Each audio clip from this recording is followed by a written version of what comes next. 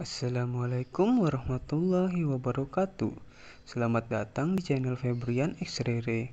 Sebelum kita lanjut ke ceritanya, jangan lupa dibantu like, subscribe, dan komen ya bosku. Terima kasih.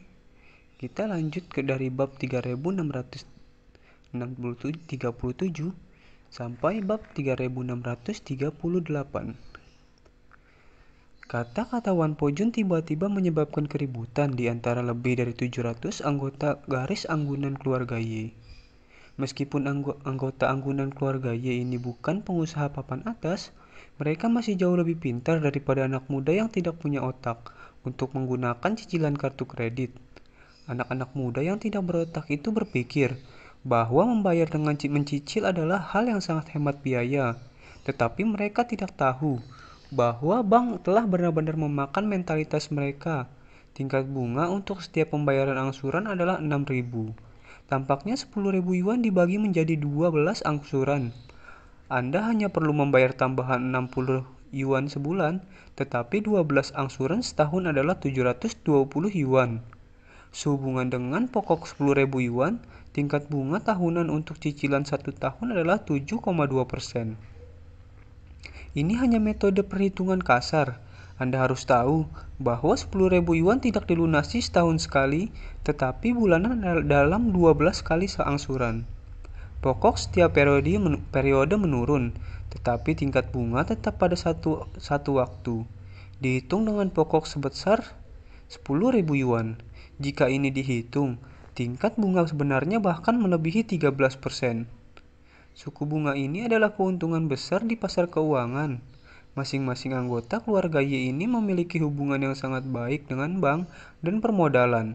Jika mereka benar-benar ingin meminjam, mereka dapat dengan mudah mendapatkan pinjaman besar dengan tingkat bunga tahunan aktual kurang dari 5%. Dengan rencana pementasan yang diberikan oleh Pojun, dia tidak bisa menahan diri untuk tidak berteriak padanya karena hatinya sayang hitam. Jadi, seseorang berkata, "Tuan Pantheon, setelah semua uang saya diberikan, masih ada 2 miliar. Tolong beri saya 1 hari. Hanya 1 hari. Saya dapat menggunakan hipotek untuk membayar keduanya 1 miliar. Tekan akun saya." Yang lain juga menggema, "Ya Tuan Pantheon, selama 1 hari diberikan kepada kami bisa mendapatkan pinjaman hipotek. Tolong beri saya sedikit waktu lagi." Wan Pojun berkata dengan dingin, "Grace, tidak mungkin.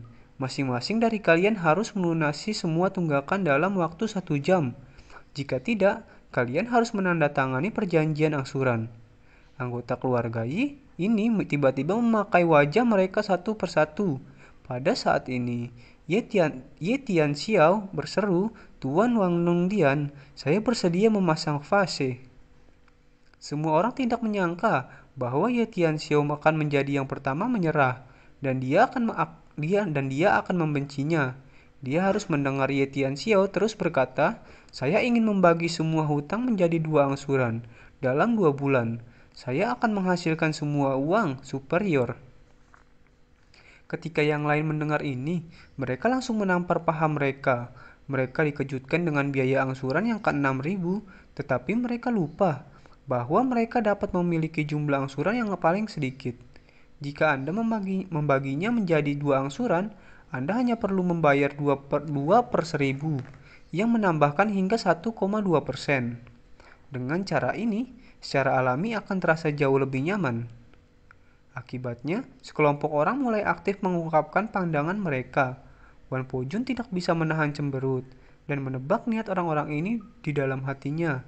Pertama-tama mereka harus ingin memasang angsuran sesedikit mungkin dan kemudian memanfaatkan waktu untuk mengumpulkan dana untuk mengisi lubang angsuran ini.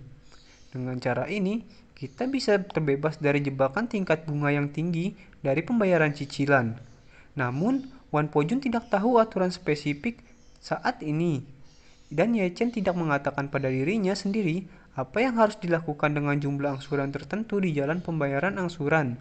Tepat ketika dia tidak tahu bagaimana mendefinisikannya, dia hanya mendengar suara yang dikenalnya dengan keras berkata, Tuan Pojun, saya sarankan Anda tetap memberikan rasio cicilan tetap. Semua yang tidak bisa membayar tunai dan memilih cicilan harus memiliki setidaknya 60 angsuran tanpa batas. Semua orang segera mengikuti gengsi dan melihat bahwa Ye Chen sudah melangkah, ditemani oleh Tang Sihai. Anggota keluarga Ye ini mengenali Ye Chen, dan seseorang tiba-tiba berteriak, "Ye Chen, apa maksudmu? Bergabunglah dengan orang lain untuk menipu keluargamu, kan?" "Rumput, aku tidak menyangka sebagai putra Ye Changying, kamu akan menjadi anjing lari dari orang lain." "Ye Chen, apakah kamu keluarga Ye sialan? Bahkan keluargamu sendiri diadu. Apa-apaan kamu?" Tidak heran jika anggota anggunan keluarga Ye marah. Awalnya mereka ingin menyelesaikan masalah dalam 2 atau 3 kali angsuran. Dalam hal ini, bunganya tidak akan banyak. Tetapi begitu Ye Chen berbicara, dia menyarankan agar Wan Pojun harus mulai untuk periode ke-60, yang hanya membunuh orang. Suku bunga untuk periode pertama adalah 6/1000, dan untuk periode 60 yaitu 36%. Dihitung menurut metode pengurangan jumlah pokok, tingkat bunga aktual melebihi 100% setelah konversi 60 periode ini. Oleh karena itu, mereka secara alami tidak akan memiliki sikap yang baik terhadap Ye Chen. Pada saat ini, semua anggota keluarga Ye menganggap Ye Chen sebagai pengkhianat bagi keluarga Ye. Setelah itu, mereka telah berlutut di sini sejak pagi, dan Ye Chen, cucu dari cucu keluarga Ye, bergoyang. Ketika mereka berjalan mendekat, mereka terang-terangan ingin memotong daging dari mereka. Jadi mereka secara alami tidak memiliki sikap yang baik. Melihat sekelompok orang ini berani memarahi Ye Chen, Wan Pojun langsung marah dan memanggil para prajurit istana Wanlong. Sedikit menggelengkan kepalanya, Ye Chen sedikit menggelengkan kepalanya sedikit padanya saat ini, dan berkata dengan ringan, "Tuan Wanlongdian tidak perlu memperhatikan bahasa kotor para penjahat ini. Tetapi pertama-tama, biarkan mereka menandatangani perjanjian angsuran 60 pase." Wan Pojun tahu bahwa Ye Chen ingin melakukan paragraf, jadi dia mengangguk bekerja sama dan berkata, "Kamu benar, karena ini masalahnya, maka aku akan memerintahkan orang untuk menyiapkan kontrak." Ye Chen buru-buru berkata, "Tuan Wanlongdian tidak harus merepotkan. Sekarang, selama kontrak elektronik sesuai dengan tanda tangan elektronik, itu memiliki efek hukum yang sama dengan kontrak kertas. Saya kebetulan mengenal seseorang pengacara yang kembali dari Amerika Serikat. Ketika template kontrak keluar, Anda hanya perlu mengisi informasi pihak A dan pihak B, dan melakukan tanda tangan elektronik untuk diterapkan. Ini menghemat waktu dan tenaga, dan juga hijau." Ketika anggota cabang anggunan keluarga Ye mendengar ini, mereka semua sangat marah. Ye Tianxiao tidak bisa menahan kutukan.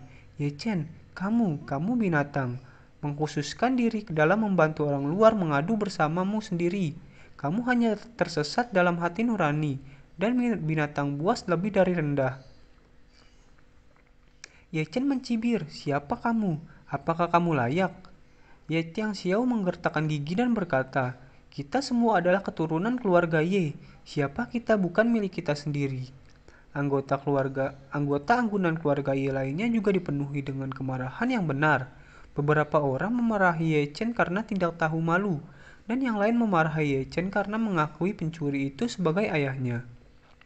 Ye Chen sama sekali tidak peduli dengan penghinaan ini, dan bertanya dengan acuh tak acuh, "Kamu terus mengatakan bahwa aku mengkhianati orang-orangmu sendiri.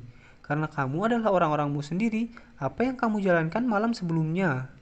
Dengan sepatah kata, Ye Chen meminta lebih dari 700 orang yang ada di sana untuk berdiri kosong, tidak tahu bagaimana harus merespon. Ye Chen melanjutkan untuk bertanya, "Karena kamu adalah milikmu sendiri, mengapa keluarga Ye dalam masalah, kamu semua mengabaikan upacara pemujaan leluhur, simpati keluarga Ye, atau bahkan jika seseorang ingin merebut makam Ye Jiazhu, lebih dari 700 orang berlari sepanjang malam. Bersih, sialan, saya baru saja melepaskan lebih dari 700 babi di kota Yanjing, dan tidak mungkin mereka semua kehabisan Yanjing sebelum 1 malam. Di sisi lain, kamu orang-orang yang tidak tahu malu, satu persatu berlari lebih cepat daripada anjing. Semuanya berlari keluar dari Yanjing.